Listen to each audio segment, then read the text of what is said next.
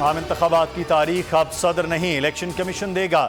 ارکان کی نااہلی کی زیادہ سے زیادہ مدت 5 سال ہوگی۔ سینٹ میں الیکشن ایکٹ 2017 میں ترمیم کی منظوری، بل کثرت رائے سے منظور۔ بل وزیر مملکت شہادت آوان نے پیش کیا۔ پی ٹی آئی اور جماعت اسلامی کی بل کی مخالفت۔ وفاق کی ذمہ داری ہے سندھ سے کیے گئے وعدے پورے کرے۔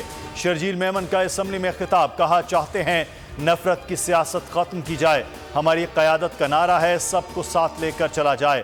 مردم شماری ٹھیک نہ ہونے پر کئی بار احتجاج کیا۔ وفاقی بجٹ کے بعد پہلے ہفتے ہی مہنگائی میں اضافہ، دال، ماش، دہی، دودھ اور لہسن کی قیمتیں بڑھیں۔ ادارہ شماریات کے مطابق چینی 4.24، آٹا 1.79% مہنگا ہوا۔ پیاز، گھی، کوکنگ آئل اور چکن سستی ہوئی۔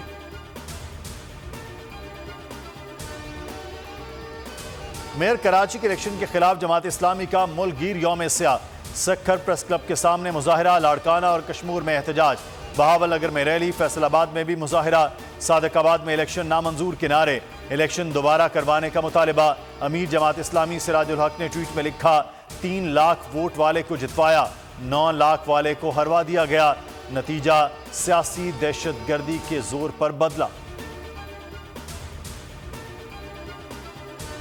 اسلام آباد میں چیئرمین پی ٹی آئی کے خلاف 7 مقدمات پولیس نے 17، 18 اور 20 جون کو طلب کر لیا۔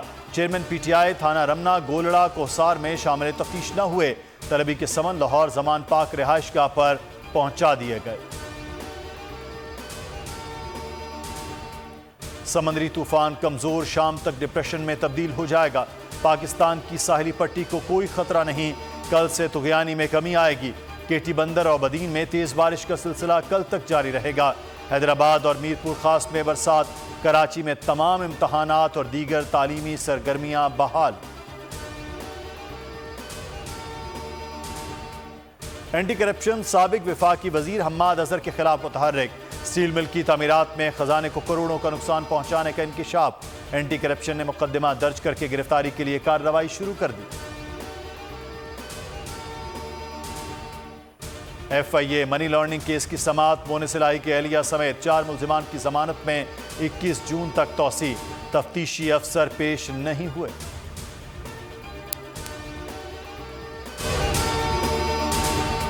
بیپور جو ہے طوفان کے خطرات کراچی کے ساحل تک پہنچ گئے۔ سمندری طوفان اور شدید بارشوں میں نقصان سے بچنے کے لیے عوام یہ احتیاطی تدابیر اختیار کریں۔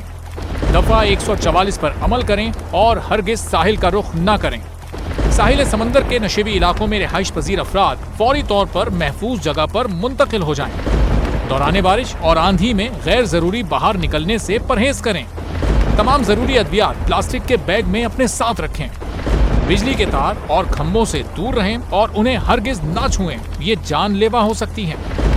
گاڑی چلاتے ہوئے احتیاط کریں اور سلو ڈرائیونگ کریں۔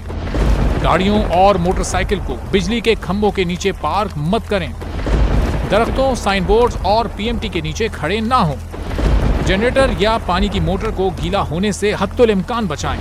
سندھ حکومت اور این ڈی اے ایم کی جانب سے عوامی امداد کے لیے ہیلپ لائن نمبر جاری کیے گئے ہیں۔ عوام سے گزارش ہے کسی بھی ایمرجنسی کی صورتحال سے نمٹنے کے لیے اسکرین پر موجود ان نمبرز پر فوری رابطہ کریں۔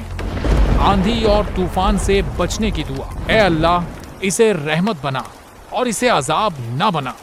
اے اللہ اسے نفع والی ہوا بنا اور نقصان والی ہوا نہ بنا۔